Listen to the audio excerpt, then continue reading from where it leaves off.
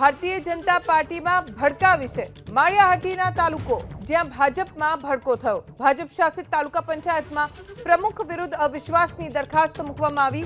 20માંથી 17 સભ્યોએ અવિશ્વાસ દરખાસ્તને સમર્થન આપ્યું। પ્રમુખ નૈનાબેન વિરુદ્ધ 17 સભ્યોએ મતદાન કર્યું છે।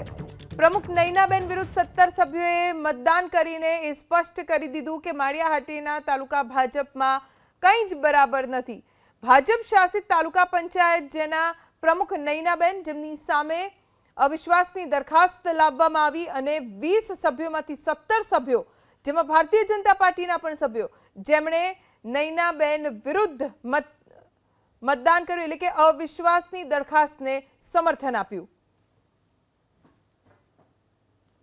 માળિયાહાટીના તાલુકા પંચાયતના ઉપપ્રમુખ અને આજની ખાસ બેઠકના અધ્યક્ષ તરીકે ગત 17 તારીખે અમે માળિયાહાટીના તાલુકા પંચાયતમાં પ્રમુખ નૈનાબેન આશીષભાઈ લાડાણી વિરુદ્ધમાં અવિશ્વાસની દરખાસ્ત મૂકવામાં આવેલ, જેમના અનુસંધાને જિલ્લા વિકાસ અધિકારી શ્રીએ તારીખ 16/7/2024 મંગળવાર સવારના 11 કલાકે તાલુકા પંચાયત સભાખંડમાં ખાસ એજન્ડાની ખાસ મિટિંગ બોલાવવામાં આવેલ હતી, જેમના અનુસંધાને આજની મિટિંગની અંદર માળિયાહાટીના તાલુકા પંચાયતના 20 સદસ્યશ્રીઓ ઉપસ્થિત રહેવામાં આવેલ, જેમાં એક સદસ્ય ગેરહાજર હતા અને બાકીના 19માંથી 17 સદસ્યશ્રીઓએ અવિશ્વાસની દરખાસ્તની તરફેણ અને